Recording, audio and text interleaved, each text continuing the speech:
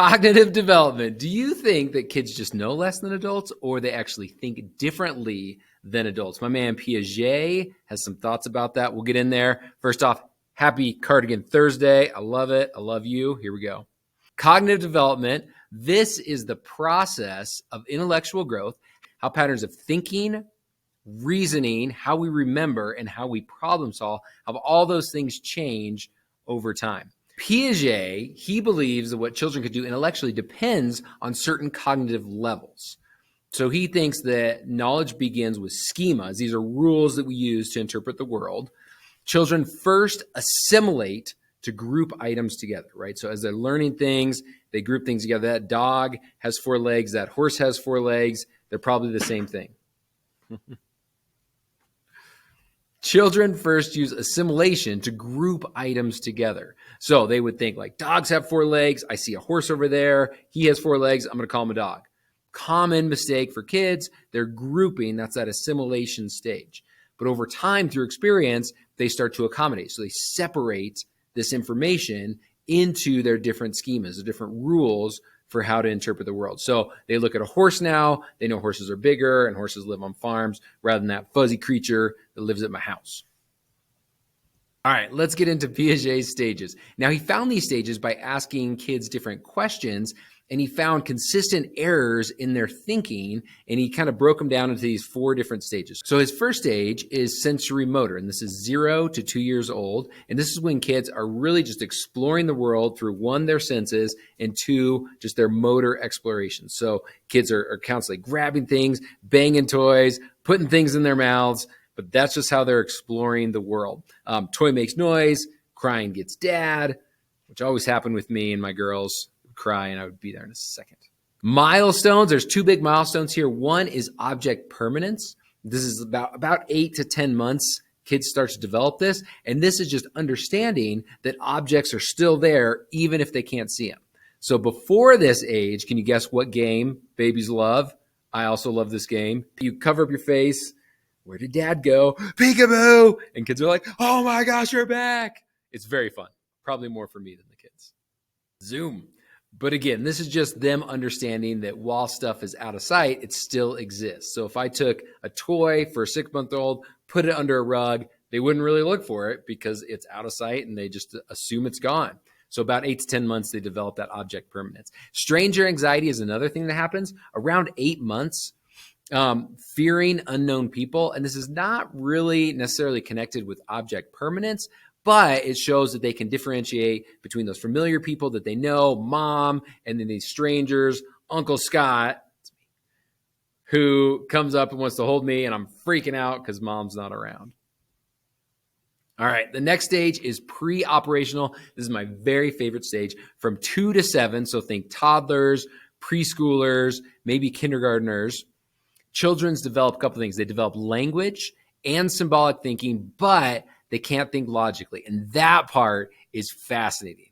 I'll show you an example here in a minute, but you're just like, how do they not get this? But they don't have the ability to think logically. They express one-dimensional thinking and lack conservation. Now, what is conservation? It's the principle that changing an object's shape doesn't necessarily change its mass. So they can't see an object as both tall and skinny. Even if they know it's the same amount of liquid, they see the same amount of liquid being poured in, they will think the tall, skinny one has more because it looks bigger. It's taller, but they don't get that concept of skinniness as well. Some of the milestones they go through, they're able to pretend, and they exhibit animism. Animism is awesome. It's like when they think that inanimate objects have feelings. So if a young kid, when my 5-year-old's like, I don't want to leave my teddy bear because he's going to be so lonely all day today. Or those clouds are dark and scary, right? That's animism. Now, also at this time, they are egocentric, and that's the ability to only see the world from their point of view. So I have an older brother. His name's David. If you were to ask 5-year-old Scott Dubois, hey, do you have a brother? I'd be like, yeah, his name's David. He's 2 years older than me. But if you were to also ask 5-year-old Scott Dubois, hey, does David have a brother? I'd be like, nah, I don't know, right? Kind of crazy. That ability to think outside themselves or from other people's perspectives, they just don't have that ability. All right, here's some conservation examples, and notice a couple of things. So conservation for number, that's developed about 6 years old. Conservation for mass And then that's about 7 years old. And then conservation for volume is developed about 8 years old. So I'm going to make 2 rows of quarters. Okay. Does this row have more quarters? Does this row have more quarters, or are they the same? The same. The same? Okay, now watch. Now, does this row have more quarters? Does this row have more quarters, or are they the same? That one has more quarters. That one has more quarters? Yeah. Why does that one have more quarters? Because it's stretched out. Because it's stretched out? Yes. Okay. Can you tell me, does this ball have more Play-Doh? Does this ball have more Play-Doh, or are they the same? They're the same. Yeah. Okay, now watch. Now, does this one have more Play-Doh? Does this one have more Play-Doh, or are they the same? That one has a more Play-Doh. That one has more Play-Doh? Can you tell me why? You smushed that one. Because that one's smushed. I'm going to pour blue water into each of these cups, and you're going to have to tell me when they have the same amount, okay? Those 2 are the same now? Yeah. Okay. Are they the same? Good. Okay, now watch this. We're going to take the blue water from this glass, and we're going to pour it into this glass. Now, does this glass have more water? Does this glass have more water, or are they the same? Has more water. This one has more water? Yeah. Can you tell me why? Because that one's higher than that one. That one's higher than that one. Right. All right, then the third stage is concrete operational from about 7 to about 12 years old. Here, kids can think logically. They can look at complex relationships, milestones, conservation, of the numbers, the mass, and the volume. Those all develop. And they're able to do simple math and understand reversibility. So if I were to ask you, what is 4 plus 8? You'd say 12. And I go, what's 12 minus 4? And immediately you'd be like, well, it's 8. Right? That's reversibility. But if I were to ask a 6-year-old, right, what's 2 plus 3? They would say 5. What's 5 minus 2? They'd be like, they'd have to redo the whole problem in their head. Final stage, 4th stage, formal operational. This is 12 years old to adult.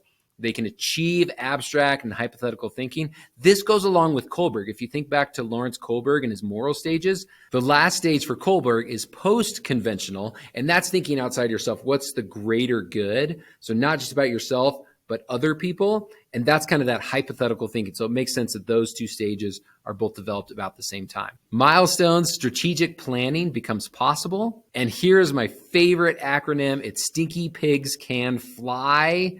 Stinky Pigs Can Fly. I think of the Lion King. I think of Pumbaa. Stinky Pig, him flying across the screen. S is for sensorimotor. P, preoperational. C, concrete operational. And then F, formal operational. Write that down. Stinky Pigs Can Fly.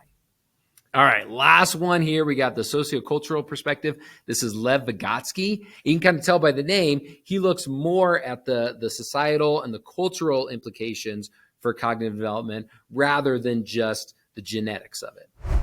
So he believed enriching environments and cognitive stimulation may move children more quickly through those cognitive stages. They'll still go through those stages, but depending on their culture and their environment, they might go faster through those stages.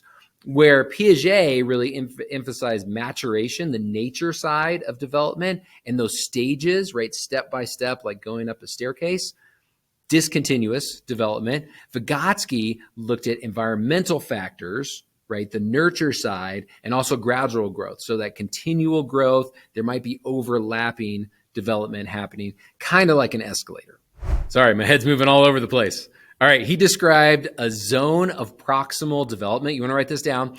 When a child has the potential to learn a new skill, but requires help to achieve it. So if you look at the little graph down there, you got the center circle there. It says what I can do on my own, right? That's kind of like Piaget. They got their steps they're going through. But then Vygotsky says, well, I can learn with help. So maybe that's other people, an older sibling, a parent, or it could be other technology or tools that's going to help them get that next step. And then the last circle there is beyond my reach. So not actually be able to get there, but those zones of development. Scaffolding, something we talk about in education a lot, coaching students as they move to more complex tasks, right? You want to start with a base, how to take notes, then how to study notes, and then how to analyze those notes and step-by-step process. He also believed that because each culture is different, universal guidelines for cognitive development can be misleading. Nice job, guys. We made it to the review. Here we go. Couple quick questions. An awareness that objects continue to exist when out of sight. You know this. What is this called? Sensorimotor, mental images, object permanence, object understanding, or conservation. It's a great picture. Lots going on down there. Look at those mushrooms. Gross. It is C, object permanence, C for camera. Nice job. Next one. Piaget defined egocentrism as, these are long answers, so stick with me, the belief that young adults don't listen to their parents, the idea that young children are selfish and grow out of it, the belief that children cannot do more than one task at a time, the idea that preschool children cannot see things from another's point of view, or the understanding that young children cannot learn outside of a structured classroom. That one's hilarious. What's the answer? You know it. It is D, and that is a dad down there. I don't know if it is. Maybe it is. I'm a dad. Last question. Oh, the best part of camping, my friends. S'mores. I love them so much. According to Piaget, children understand the concept of symbolism during which stage? Okay, you know the stinky pigs can fly. Which stage can they understand symbolism? Is it sensorimotor, preoperational, concrete operational, formal operational, or operational? You got it. It is B for burn. Listen, there's a right way to do s'mores. There's a wrong way. You don't burn them. My wife burns them. I love her so much, but she's wrong. You got to get the golden brown. You got to get the melty chocolate. You slap it on there. Oh, it's amazing. All right, last thing here, my friends. Give me a 20-word. Give me a one-sentence summary. This is so important. Don't skip it. Don't skip it. I know you want to. Don't skip it. Do this 20-word, one-sentence summary. Look over your notes. Solidifies in your brain. Helps you remember this information. Do it in a day. Do it in 3 days. You'll be good to go. You guys are awesome. Well done today. Happy Cardigan Thursday.